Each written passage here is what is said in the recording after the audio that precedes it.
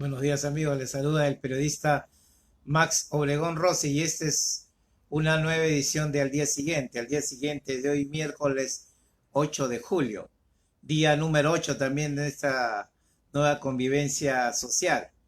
Exactamente a una semana de haberse iniciado esta nueva etapa con medidas totalmente distintas, con cuarentenas focalizadas, con algunas exclusiones o por lo menos libertades como para transitar ya sin problemas, donde los días domingos la gente puede salir, salvo en aquellas regiones donde todavía hay una limitación, y tiempo de empezar a hacer algunas evaluaciones también.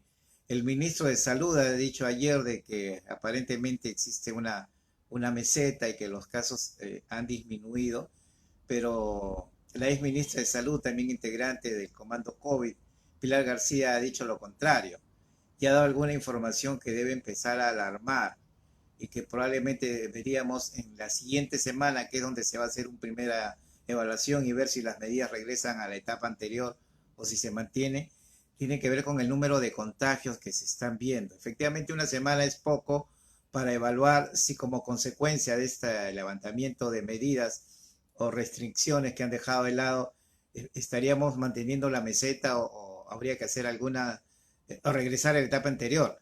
Lo cierto es que ha dado un dato alarmante que es para preocupar. El número de contagiados en los últimos días es mucho más elevado en jóvenes que en adultos.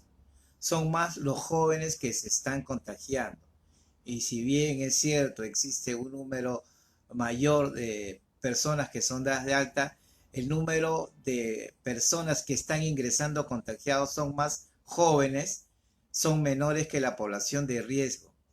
¿Y cuál sería la explicación a ello?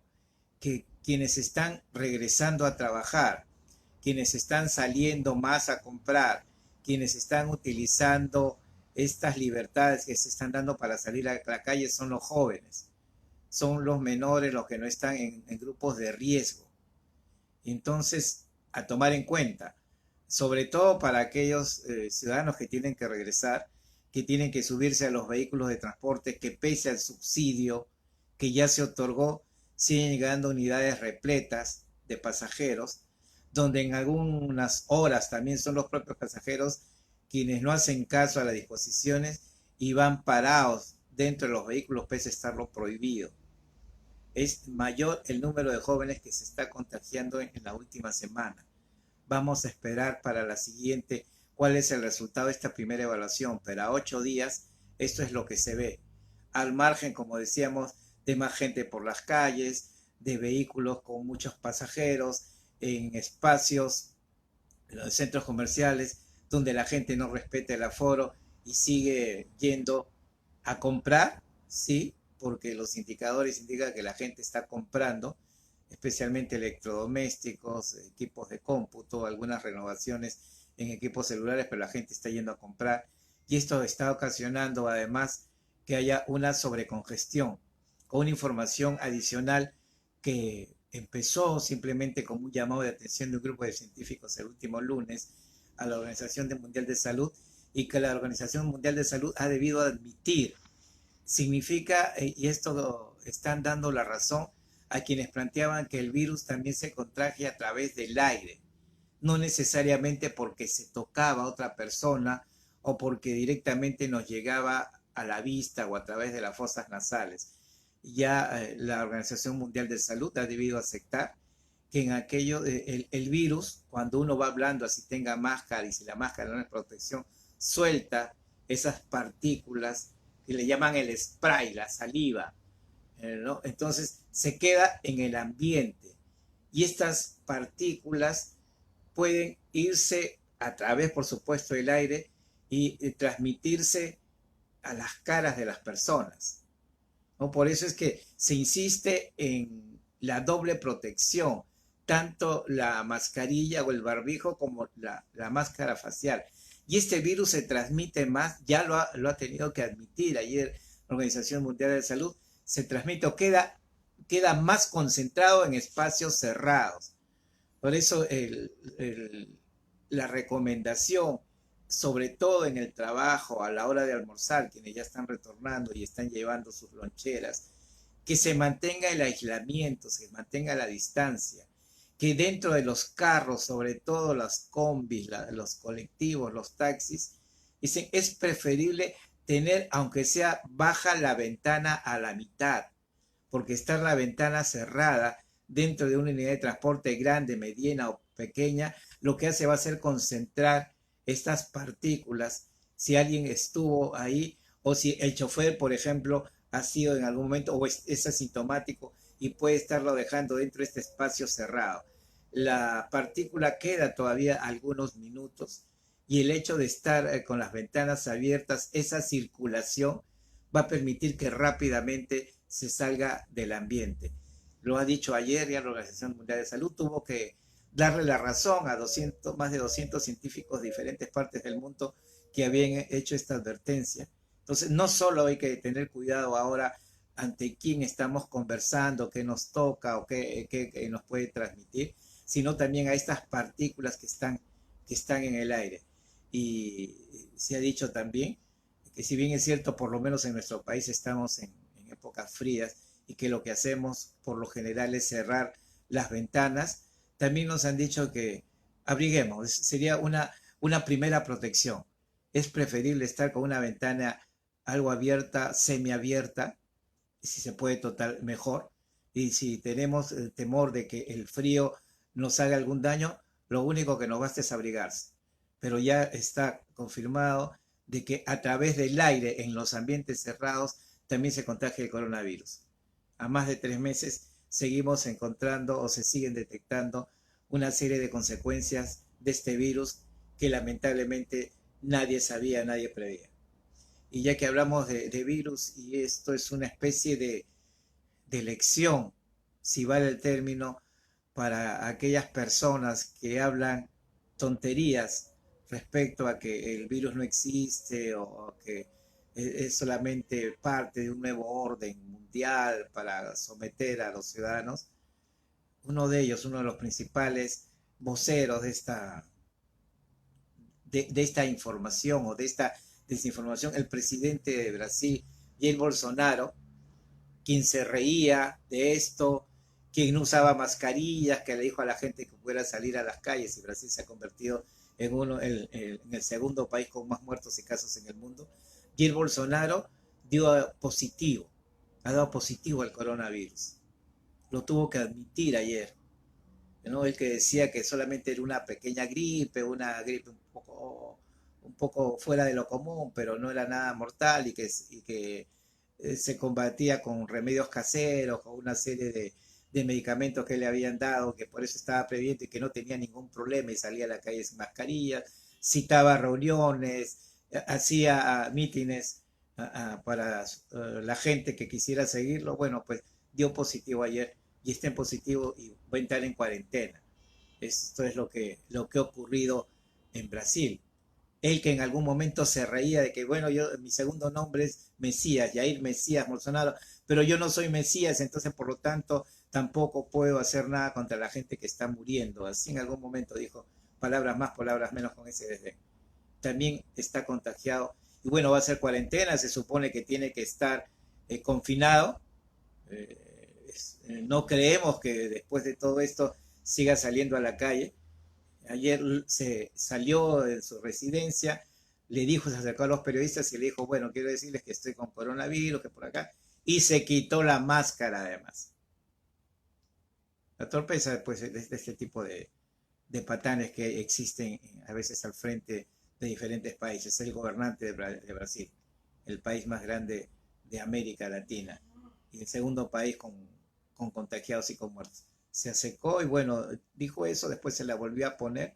Ese acto de quitarse la mascarilla delante del periodismo le va a ocasionar ahorita un problema. La Asociación de Periodistas Brasileños lo ha denunciado ya por exponer al peligro a otras personas, por estar violando el código sanitario. Entonces, los periodistas brasileños también cansados de este tipo de patanerías, lo que han hecho es inmediatamente denunciarlo. Vamos a ver cómo sale de esto. Pero simplemente es la pregunta.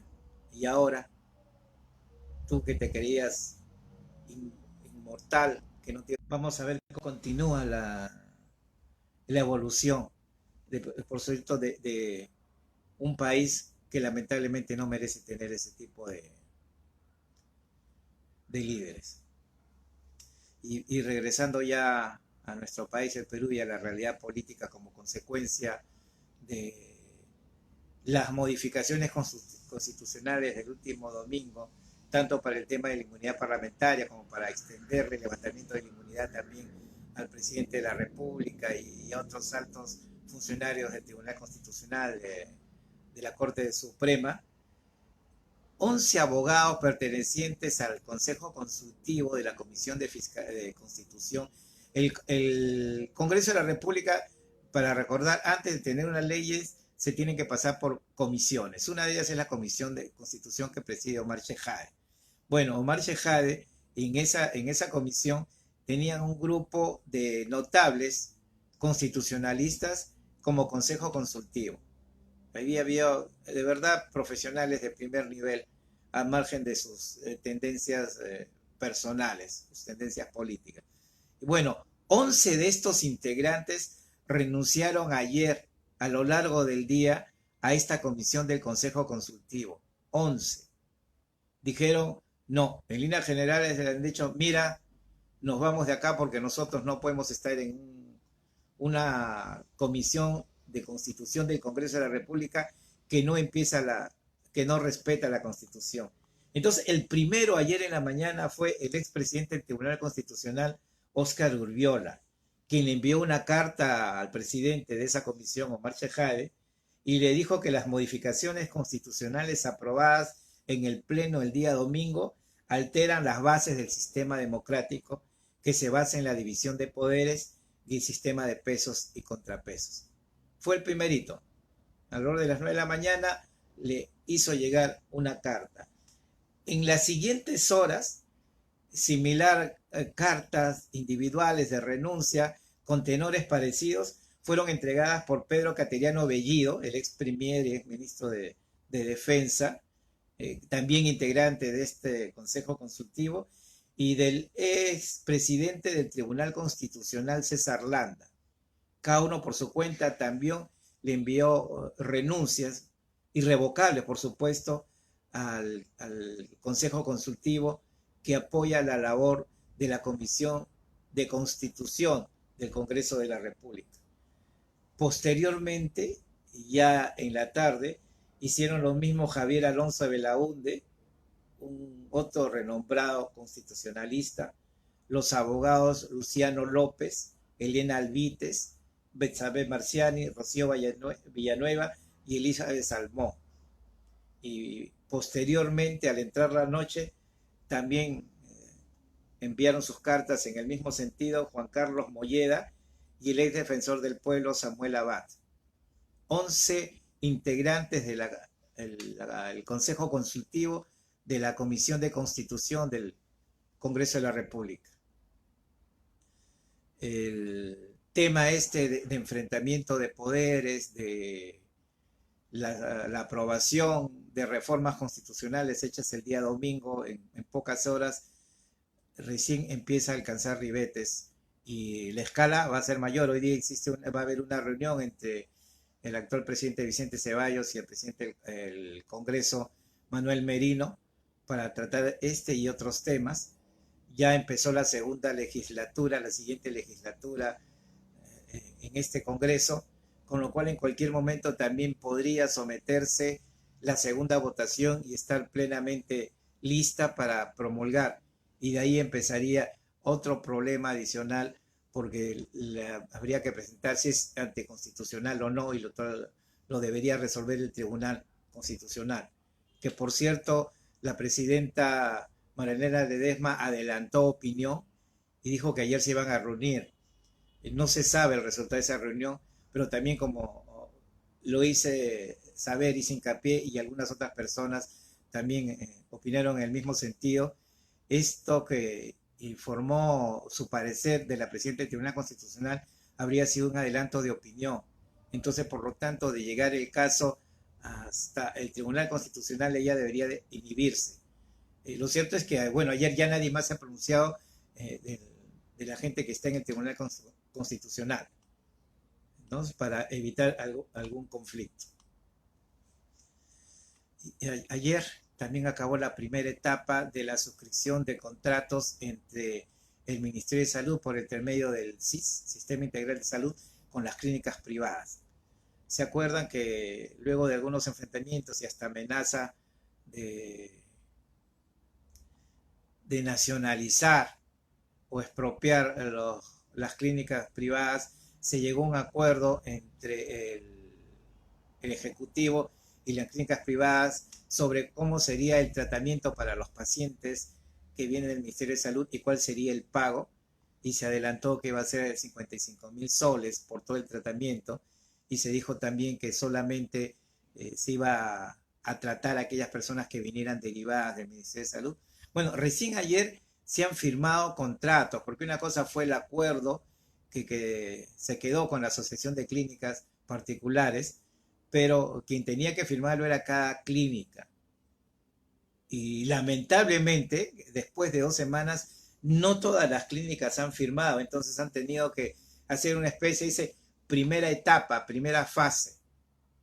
Y en esta primera fase solo han firmado este contrato 14 clínicas. Parece que no estaban de acuerdo todas, como también se dijo. Solo 14 clínicas han firmado este contrato de aceptar los 55.000 soles.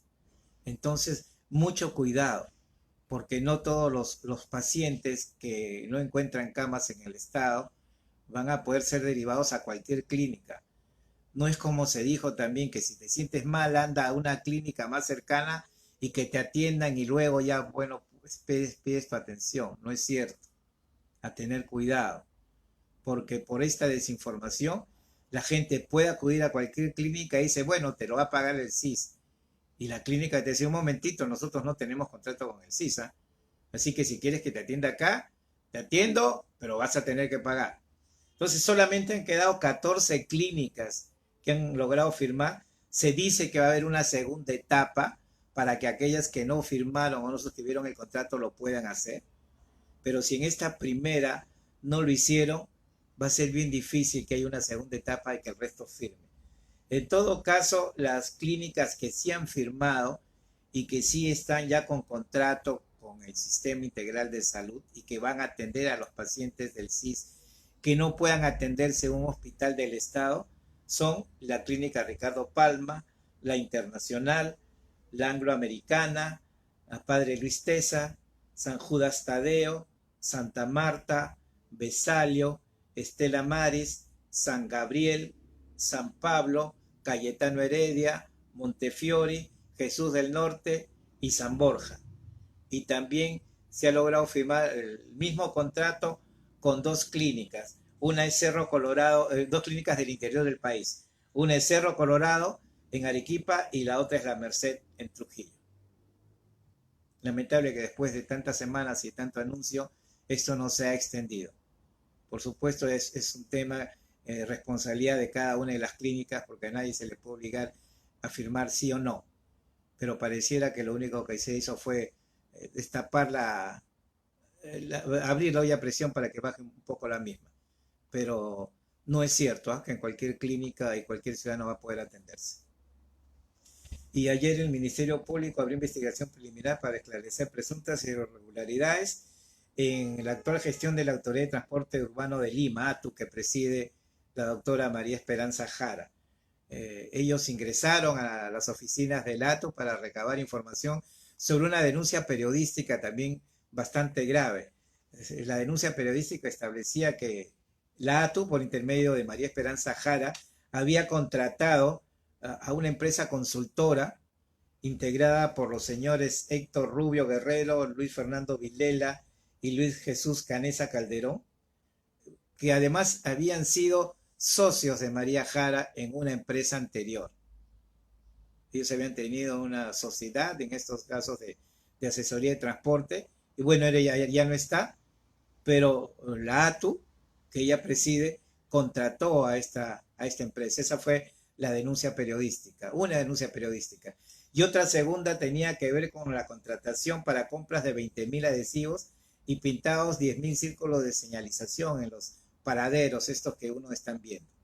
Ella también ha hecho una contratación, por lo menos la ATU, ella es la responsable, y una contratación sobrevalorada.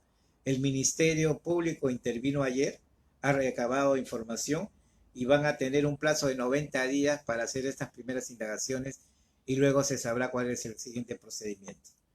Pero en esta época de pandemia parece que todo el mundo quisiera pescar.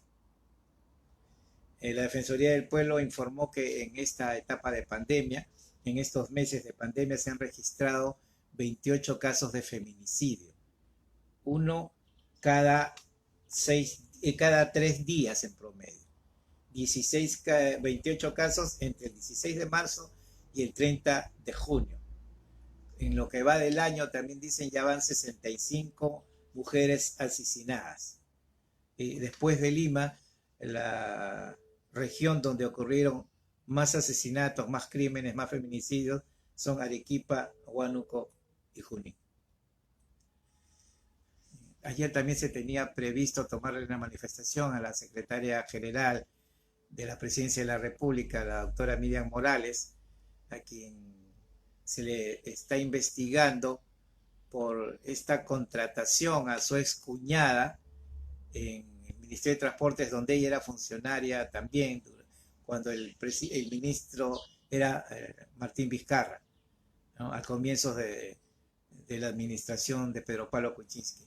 Ella debió ir ayer, no fue, no ha ido, no se presentó, dijo nada más que estaba haciendo trabajos importantes ahora que se vienen las fiestas patrias, y se ha zurrado en el Ministerio Público, se ha zurrado en la citación que se le está haciendo porque ya hay una indagatoria, se le ha reprogramado para el próximo 20 de julio a las 9 de la mañana, debería concurrir, si no ya es de grado fuerza, pero estas formas y estas respuestas de estos funcionarios públicos que creen tener mucho poder, ella está ligada al caso Swing, ella, según muchos testimonios, incluyendo de ministros, es la que transmite directamente las órdenes del presidente Vizcarra, utiliza el WhatsApp, levanta el teléfono para decir, dice el presidente tal cosa, hay que hacer tal cosa, es parte del presidente.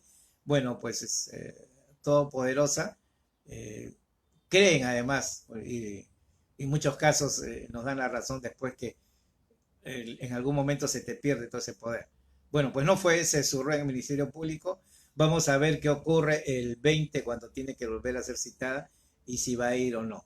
No se ha precisado además si es una interrogatorio o indagatoria de manera presencial o virtual. Pero Miriam Morales no fue ayer. Vamos a ver qué cosa dice el 20. Otro gobernador regional está con coronavirus. Ya no solamente hay uno, como se informó, es otro. Se trata del gobernador de Moquegua, Zenón Cuevas Pare.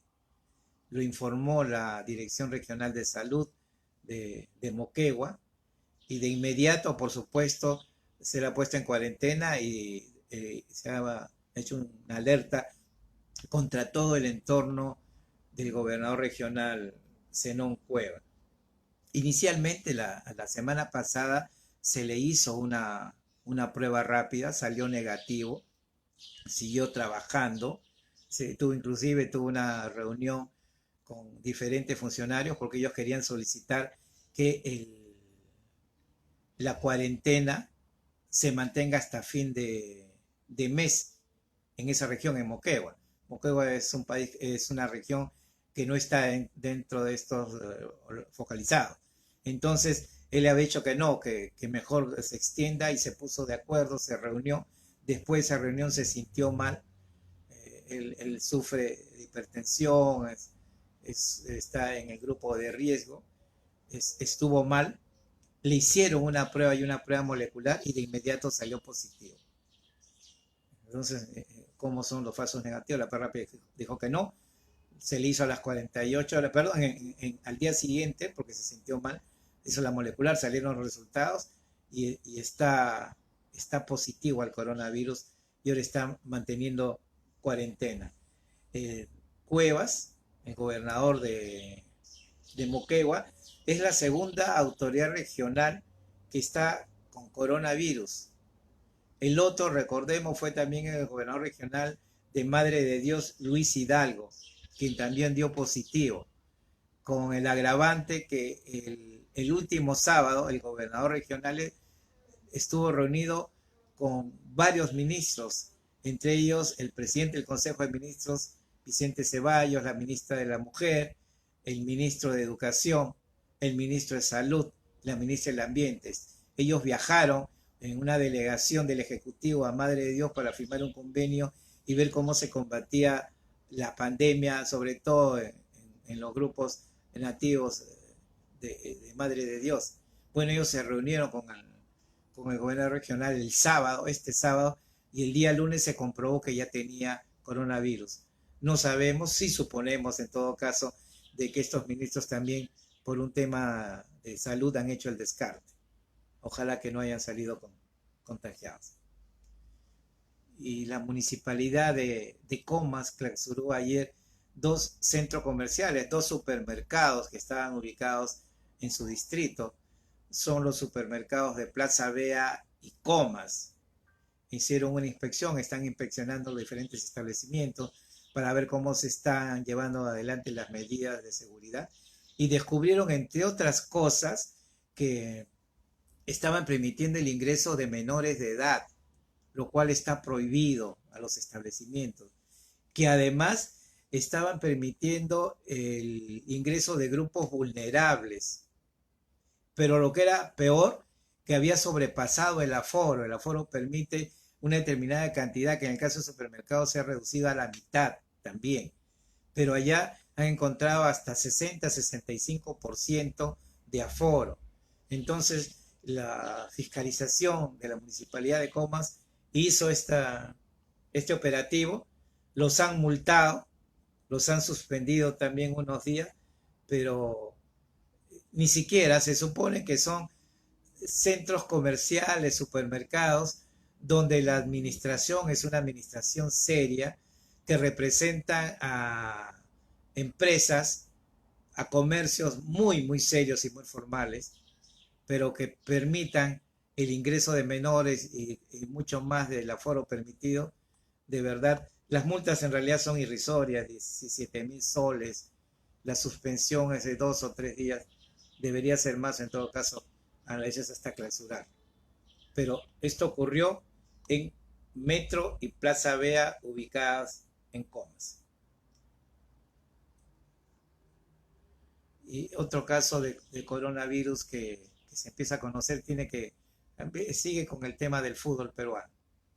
El Club Alianza Lima reconoció ayer mediante comunicado que su entrenador Mario Salas dio positivo a la prueba del coronavirus.